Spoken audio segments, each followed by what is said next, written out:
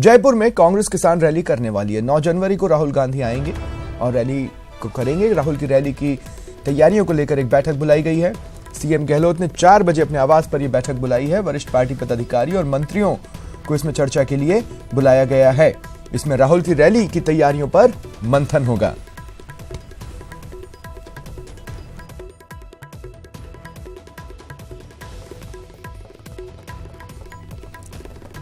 और ज्यादा जानकारी के लिए बात करेंगे सहयोगी गोवर्धन से, जो इस वक्त हमारे साथ फोन लाइन पर मौजूद है। गोवर्धन, क्या जानकारी है?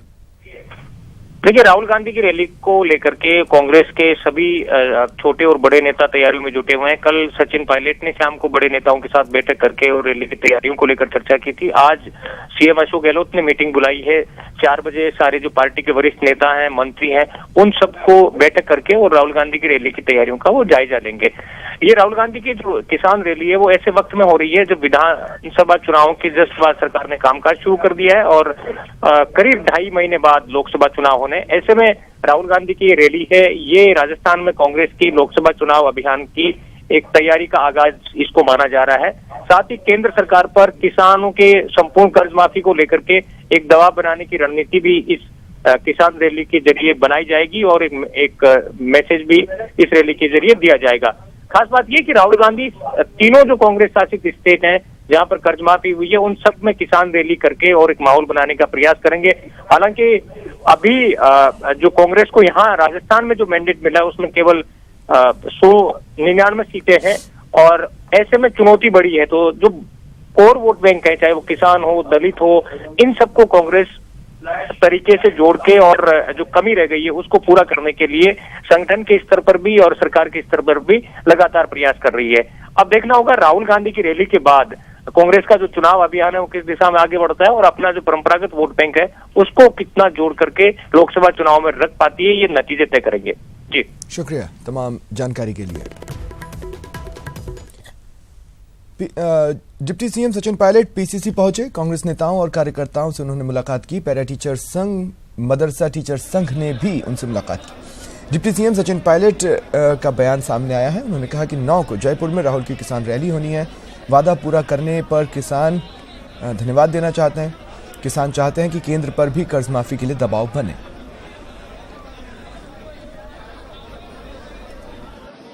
में राहुल गांधी जी किसान सम्मेलन कर रहे हैं, बड़े बड़े किसान सम्मेलन, और ये देश की राजनीति में जो किसानों को प्राथमिकता कांग्रेस पार्टी के माध्यम से आज मिल रही है, ये उसका प्रतीक है। आने वाले समय में लोकसभा के चुनाव भी आ रहे हैं और भाजपा की सरकार 5 साल में यहाँ से तो अपनी नाकामी की वजह से विदाई हो चुकी है, लेकिन केंद्र की सरकार की विदाई भी तय करनी है। और 5 साल में मोदी साहब की सरकार ने किसानों को बहुत बेहाल किया है। जनता जवाब मांग रही है। तो प्रधानमंत्री जी और भाजपा की सरकार बोलते हैं कि किसानों की अगर आर्थिक मदद होती है या ऋण माफी होती है तो वो गलत काम है। जब यूपी में होता है या महाराष्ट्र में होता है, उनकी सरकार करती है तो बहुत अच्छा लगता है।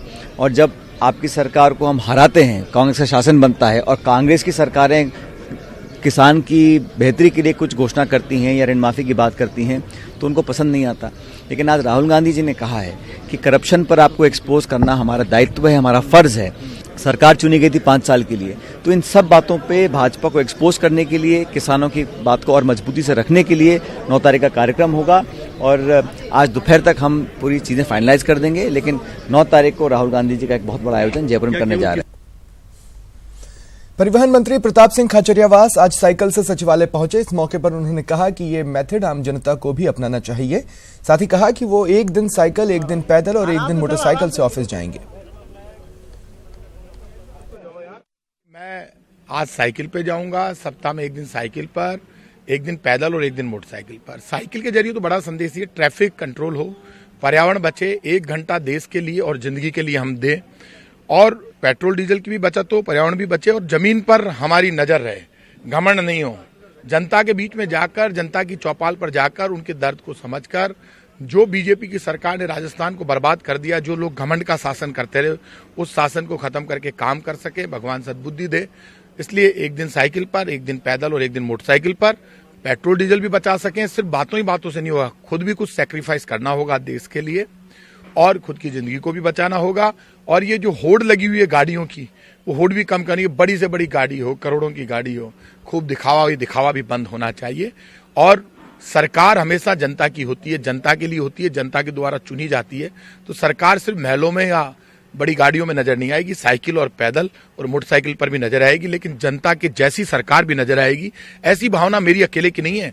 राजस्थान के मुख्यमंत्री अशोक गहलोत, सचिन पायलट, सब ने जब कैबिनेट में मीटिंग की तब हर मंत्री ने, हर एमएलए ने, हर कांग्रेस के कार्यकर्ता ने संकल्प लिया है, सेवा के काम कांग्रेस आजादी के पहले से करती आई है। सेवा के काम हाथ में लेंगे, सरकार के जरिए भी सेवा करेंगे, सरकार के अलावा संगठन के जरिए भी सेवा करेंगे। और आइए सीधे चलते हैं इम्फाल, प्रधानमंत्री मोदी की जनसभा में। हिंद फौज को भरपूर सहयोग दिया। एक कहावत उस समय बहुत ही प्रचलित थी, नॉन पोक थोंग हंगानी, यानी स्वतंत्रता का रास्ता पूरब के द्वार से ही खुलेगा।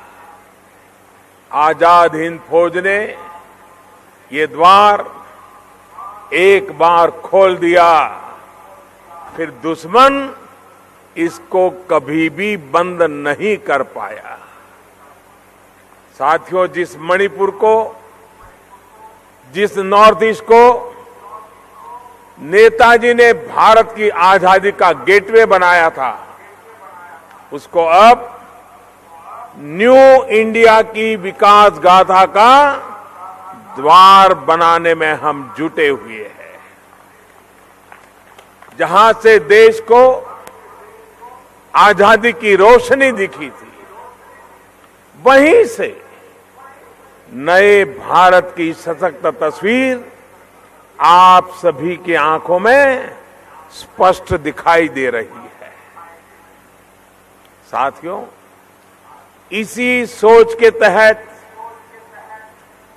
अभी कुछ देर पहले यहां करीब 1500 करोड़ रुपए से ज्यादा की दर्जन भर परियोजनाओं का लोकार्पण और शिलान्यास हुआ है। और इसके लिए मैं मणिपुर के हर भाइयों बहनों को बहुत बहुत बधाई देता हूं। ये परियोजनाएं आपके जीवन को आसान करने वाली है। इनसे आपके बच्चों की पढ़ाई, युवाओं को कमाई, बुजुर्गों को दवाई और किसानों को सिंचाई की सुविधाएं मजबूत होगी। साथियों, आप सभी साक्षी रहे हैं कि मणिपुर और नॉर्थ ईस्ट के साथ बीते दशकों में पहले की सरकारों ने क्या किया था। उनके रवैये ने दिल्ली को आपसे और दूर कर दिया था। पहली बार अटल जी की सरकार के समय देश के इस अहम क्षेत्र को विकास के रास्ते पर ले जाने की पहल हुई थी। आज उनकी उसी पहल को केंद्र सरकार मजबूती से आगे बढ़ा रही है। हम दिल्ली को आपके दरवाजे तक ले आए हैं। अब पहले की तरह केंद्र के मंत्री और अफसर सिर्फ फीता काटकर उसी दिन दिल्ली लौट नहीं जाते हैं, वो आते हैं। बढ़ते आगे, प्रदेश में तेज सर्दी ने एक और लोगों के जनजीवन को अस्त व्यस्त कर रखा है। वहीं मौसम की इस मार के चलते प्रदेश में स्वाइन फ्लू का प्रकोप भी लगातार जारी है। पूरे प्रदेश में नए साल के पहले 3 दिनों में ही 3 मौतें दर्ज हो गई। वहीं अब तक 88 नए पॉजिटिव केस सामने आए हैं। स्वाइन फ्लू के लक्षणों की पहचान और इसके उपचार के बारे में सवाई मानसिंह मेडिकल कॉलेज के senior professor doctor Raman Sharma से बात की संवाददाता सचिन शर्मा ने। देश में एक बार फिर स्वाइन फ्लू का कहर लगातार जारी है। अगर नए साल की बात करें तो पिछले 3 दिनों में 3 मौतें अब तक दर्ज हो चुकी हैं। वहीं 88 से ज्यादा पॉजिटिव केस अब तक प्रदेश में सामने आ चुके हैं। क्या है इसकी वजह कि स्वाइन फ्लू अब तक जो है काबू में नहीं आ पा रहा है? लोग कैसे इसे पहचानें और क्या इसका उपचार संभव है? आइए जानने की कोशिश करते हैं सवाई मानसिंह मेडिकल कॉलेज के senior professor doctor Raman Sharma से, जो स्वाइन फ्लू को काफी करीब से देख रहे हैं और इस पर लगातार उनकी मॉनिटरिंग भी है। डॉक्टर रमन शर्मा से हम जानना चाहेंगे कि आखिर इसके क्या लक्षण हैं और कैसे इसको व्यक्ति पहचानेगा। स्वाइन फ्लू एक ये सीजनल डिजीज है जो कि सर्दियां चालू होते ही फैलने लगती है, और इसके लक्षण में सबसे ज़रूरी जो चीज़ है वो है कि बुखार एक तो आता है। 100.5 से ऊपर अगर बुखार है तब तो ये स्वाइन फ्लू की तरफ जाता है। इसके साथ ही गला खराब होना, छींके आना और खांसी आना। साथ में अगर सिर दर्द है और हाथों पाँव में दर्द है तो भी वो स्वाइन फ्लू की तरफ पॉइंट करते हैं। डॉक्टर साहब, अक्सर जैसे सर्दी का मौसम है तो लोग सोचते हैं कि शायद सर्दी तेज होने की वजह से उन्हें खांसी जुकाम हो गया। कोई विशेष लक्षण जिसमें पहचान सकें कि ये जो है स्वाइन फ्लू की तरफ वो बढ़ रहा है? देखिए, अगर नॉर्मल जुकाम है तो उसमें बहुत ज़्यादा बुखार नहीं होता, पर स्वाइन फ्लू के लिए जिसको हम इन्फ्लुएंजा लाइक एक्टिविटी या इन्फ्लुएंजा लाइक इलनेस बोलते हैं, उसमें ये ज़रूरी है कि बुखार आए। पेशेंट को अगर बुखार है 100.5 से ऊपर, तब तो अपन उसको कह सकते हैं कि ये स्वाइन फ्लू की तरफ है। इसके साथ ही जुकाम तो दूसरे नॉर्मल जुकाम में भी हो सकता है, पर साथ में अगर सिर दर्द है और साइनस हेडेक है या काफ़ी मांसपेशियों में दर्द है, गला ज़्यादा खराब है, तब अपने को स्वाइन फ्लू की तरफ सोचना होगा। डॉक्टर साहब, यदि किसी को स्वाइन फ्लू की अगर जांच करानी है तो उसे क्या करना चाहिए? किस तरह से उसको एहतियात बरतनी चाहिए ताकि वो अपनी जांच करा सके और अपना इलाज ले सके? जांच की सुविधा हर स्तर पे उपलब्ध है। तुरंत ही इस तरह के लक्षण होने पे डॉक्टर से संपर्क करना चाहिए, घरेलू इलाज नहीं लेना चाहिए। और डॉक्टर जो है वो आइडेंटिफाई कर लेता है, कैटेगराइजेशन कर लेता है बीमारी का कि कौन सी कैटेगरी का बीमारी है। उसके साथ ही सबसे ज़रूरी है, जैसे ही आइडेंटिफाई होता है, अपने को आइसोलेशन में रखना है मरीज को। स्वाइन फ्लू जो गंभीर रोग लोग समझ रहे हैं, गंभीर है भले ही, लेकिन यदि समय पर उसका रिकॉग्निशन हो जाए, उसकी जांच हो जाए, समय पर इलाज लिया जाए तो यह जानलेवा बिल्कुल नहीं है। लोगों को इसको समझना होगा और साथ में यह भी समझना होगा कि यदि उन्हें किसी भी तरह से स्वाइन फ्लू के जो लक्षण हैं, खास करके जिस तरह से बताया कि सर्दी है, जुकाम है, गले में खराश है, हल्का बुखार है, तो वे इसे हल्के में ना लें और तत्काल जो है अपने पास के चिकित्सक के पास जा कर के उसकी जांच कराएं। और यदि स्वाइन फ्लू ने अगर हो भी गया है तो आइसोलेट होकर के, चाहे वो घर में हो चाहे अस्पताल में, आइसोलेशन होकर के अपना इलाज कराएं तो वे बिल्कुल ठीक हो सकते हैं। कैमरा पर्सन मानसिंह के साथ सचिन शर्मा, न्यूज़ 18 जयपुर। इधर जोधपुर में स्वाइन फ्लू का प्रकोप जारी है। 25 मरीज स्वाइन फ्लू पॉजिटिव पाए गए, जिनमें से 18 जोधपुर शहर के रहने वाले हैं। इसके अलावा 2 पाली, 2 बाड़मेर, 2 नागौर और 1 जालौर जिले के हैं। इधर प्रशासन ने स्वाइन फ्लू को लेकर विशेष सतर्कता बरतनी शुरू कर दी है।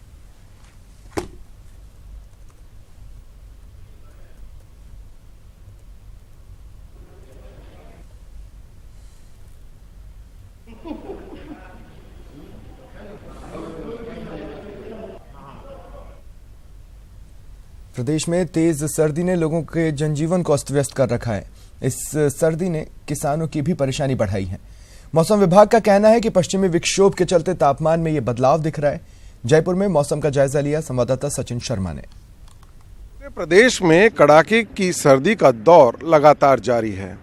कोहरे की चादर में लिपटा यह प्रदेश इस समय जहां एक ओर आम जनजीवन को अस्त व्यस्त देख पा रहा है, वहीं दूसरी ओर यातायात और अपनी दैनिक दिनचर्या में काफ़ी कुछ परेशानी का अनुभव यहाँ पर लोग कर रहे हैं। इस समय राजधानी जयपुर में अगर हम बात करें तो यहाँ पर बीती रात के तापमान में भले ही 1 से 1.5 डिग्री का इजाफा हुआ हो, लेकिन इसके बावजूद लोगों को तेज सर्दी से अभी तक राहत नहीं मिल पाई है। वहीं इस तेज सर्दी के चलते किसानों को काफ़ी परेशानी का सामना करना पड़ रहा है। खास करके पाला पड़ने से उनकी फसलें चौपट होने के कगार पर पहुंच चुकी हैं। इस समय राजधानी में कुछ मॉर्निंग वॉकर्स मेरे साथ में हैं। आइए उनसे बातचीत करते हैं कि आखिरकार सर्दी का वे किस तरह से अनुभव कर रहे हैं। नल्ला जी, सुबह सुबह आप बच्चों के साथ निकले हैं मॉर्निंग वॉक पर, किस तरह से देखते हैं सर्दी को?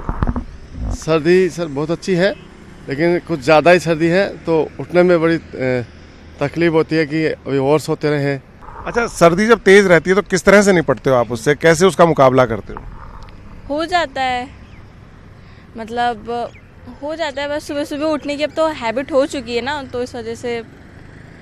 तो कोई खान पान में बदलाव, गर्म कपड़े पहनना कुछ? हाँ, सुबह सुबह गर्म पानी पीते हैं, फिर मॉर्निंग वॉक के लिए निकलते हैं, फिर उससे थोड़ा गर्मी लगती है। कैसा लग रहा है अभी तेज सर्दी में? अच्छा लग रहा है। अच्छा लग रहा है। तो सर्दी आपको परेशान नहीं करती है? करती है ना। वहीं दूसरी ओर मौसम विभाग ने एक फोरकास्ट भी की है जिसमें कहा है कि हिमालय पर जिस तरह से एक पश्चिमी विक्षोभ इस समय बना हुआ है, उसके चलते अगले 3-4 दिनों में प्रदेश में बारिश का दौर भी शुरू हो सकता है, यानी मावठ भी हो सकती है। ऐसे में उम्मीद की जानी चाहिए कि इस मावठ के बाद जो तेज़ सर्दी है वो कुछ और बढ़ सकती है और लोगों की राहत जो है भी फिलहाल कम होती दिखाई नहीं देती है। कैमरा पर्सन एहसान के साथ सचिन शर्मा, न्यूज़ 18 जयपुर। इधर सर्दी से लेक सिटी उदयपुर को 2 दिनों से राहत मिली है। नए साल के साथ ही उदयपुर में लगातार तापमान में वृद्धि हो रही है। जिले में कम होती सर्दी से अब लोग भी राहत महसूस करने लगे हैं।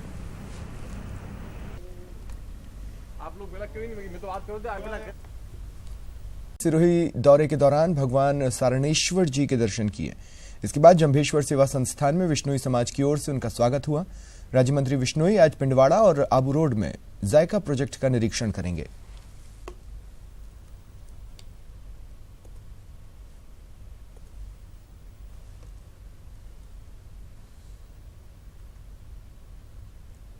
इस प्रोग्राम तो अभी तो कोई है नहीं, मैं देखेंगे, देखने के बाद क्या स्थिति बनती है करेंगे। और एक यहाँ पे कार्यकर्ता अनुपात की सिरोही के पूर्व में एक सरकारी फॉरेस्ट की ज़मीन है, उसमें जूलिफ का बबूल बहुत है और बबूल ज़्यादा होने से वहाँ घास वगैरह तैयार नहीं होती है, जीव जंतु पनप नहीं पाते हैं। कि कार्यकर्ता मांग उस पर अगली टर्म में देख करके जूलिफरा जल्दी हटे ये प्रयास करें। बीकानेर में एक्शन में उच्च शिक्षा मंत्री आज अचानक डूंगरपुर कॉलेज पहुंचे। मंत्री भंवर सिंह भाटी, शिक्षा मंत्री ने यहां छात्रों की समस्याएं जानी। छात्र छात्राओं ने भी उन्हें अपनी समस्याओं से अवगत करवाया।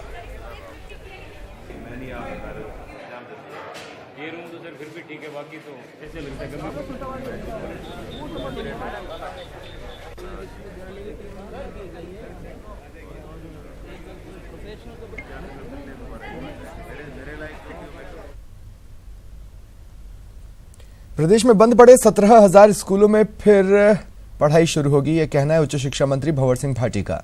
उनसे एक खास बातचीत की बीकानेर संवाददाता रवि विश्नोई ने।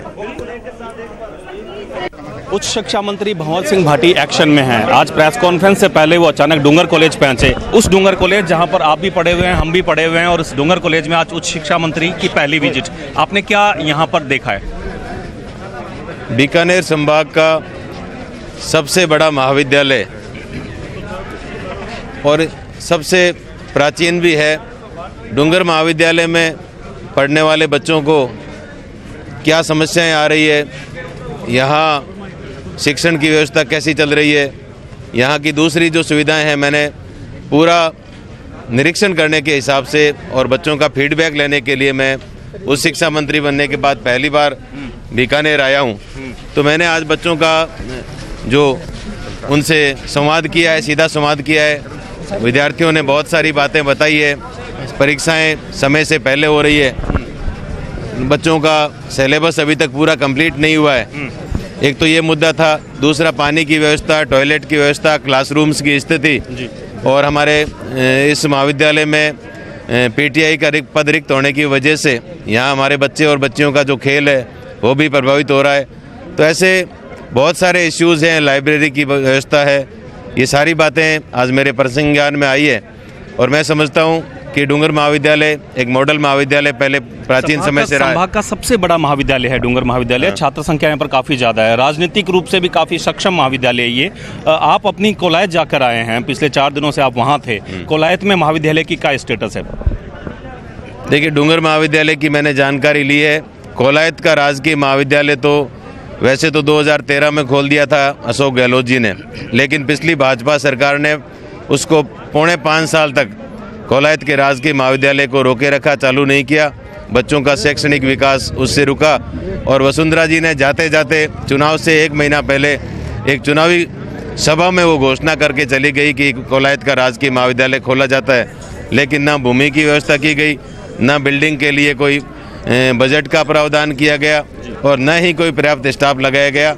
वो मतलब 160 बच्चे वहाँ एडमिशन जरूर ले लिया, लेकिन उन बच्चों का शैक्षणिक जो स्तर है या जो उनकी पढ़ाई है वो प्रभावित हो रही है। मंत्री जी के अनुसार इस डूंगर कॉलेज की सुध जल्द ही ली जाएगी, न केवल राजस्थान सरकार की तरफ से बल्कि दानदाताओं का सहयोग लेकर भी इस कॉलेज में मूलभूत सुविधाएं जो है उनका विकास किया जाएगा। सहयोगी धीरज जोशी के साथ रवि बिश्नोई, न्यूज़ 18 बीकानेर। दौसा के कलेक्टर अविचल चतुर्वेदी आज पूरी तरह एक्शन में नजर आए। सुबह करीब 9 बजे कलेक्टर अविचल चतुर्वेदी जिला अस्पताल पहुंचे और औचक निरीक्षण के दौरान कुल 33 चिकित्साकर्मी अनुपस्थित मिले। इन पर कार्रवाई किए जाने के निर्देश हुए, साथ ही सफाई व्यवस्था को लेकर भी निर्देश दिए।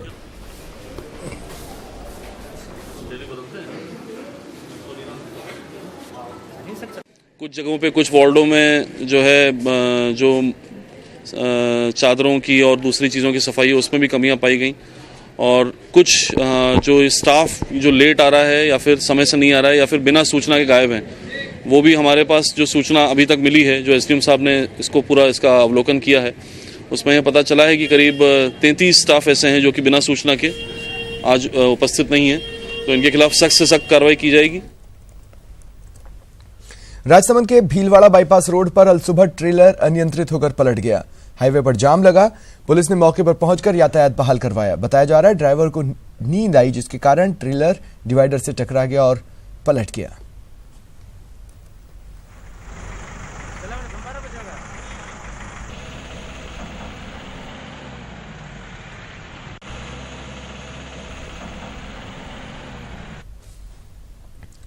कोटा में एक महिला की बदमाशों ने हत्या कर दी। आकाशवाणी कॉलोनी में यह घटनाक्रम सामने आया। एडिशनल एसपी समेत कई पुलिस अधिकारी मौके पर पहुंचे और जांच शुरू की।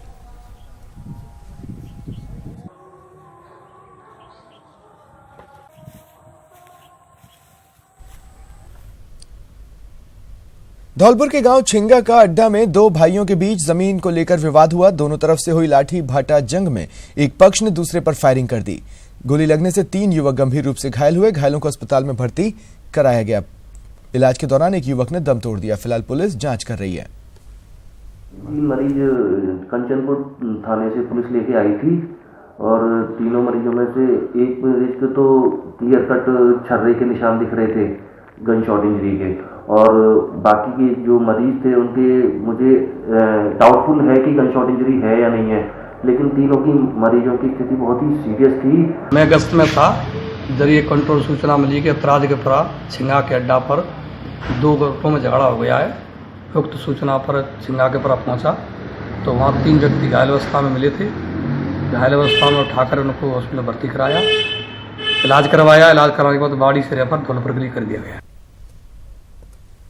अलवर के भिवाड़ी नगर परिषद के चेयरमैन और भाजपा के टिकट पर तिजारा विधानसभा से चुनाव लड़े संदीप दाइमा के खिलाफ मारपीट का मामला दर्ज हुआ है।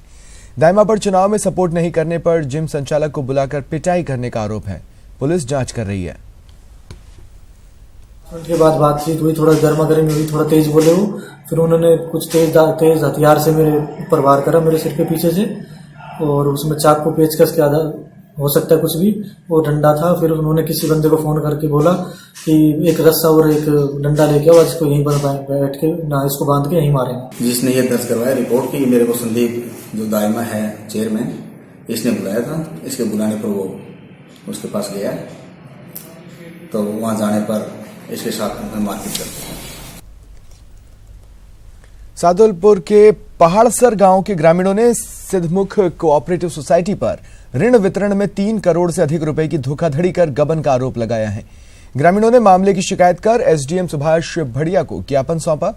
ग्रामीणों ने विधायक कृष्णा पूनिया से मिलकर भी सिद्धमुख कोऑपरेटिव सोसाइटी के खिलाफ जांच और कार्रवाई की मांग की।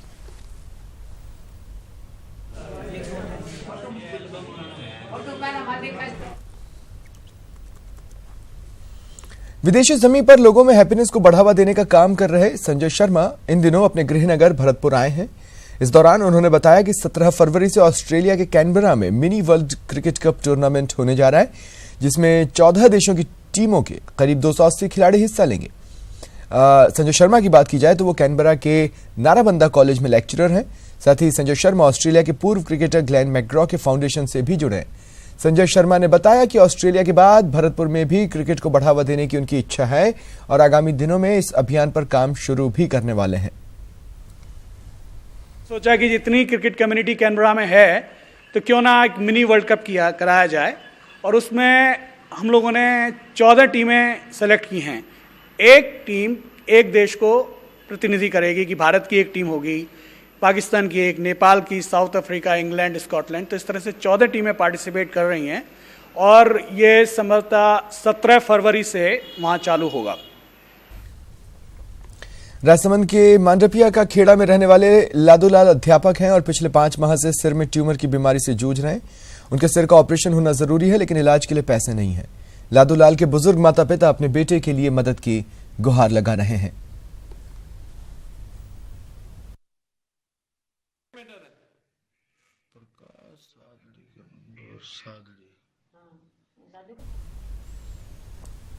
डूंगरपुर में जिला प्रशासन की ओर से छठा डूंगरपुर बर्ड फेयर 1 फरवरी को रणसागर तालाब पर आयोजित होगा।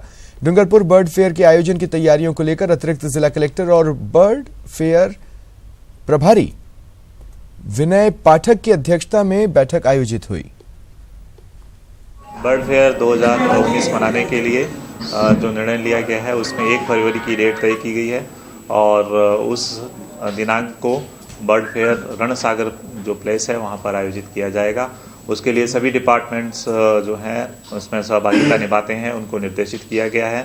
इसमें 20 या 22 स्कूलों के 1000 के लगभग विद्यार्थी क्लास 9 से लेकर के 12 तक इसमें भाग लेते हैं।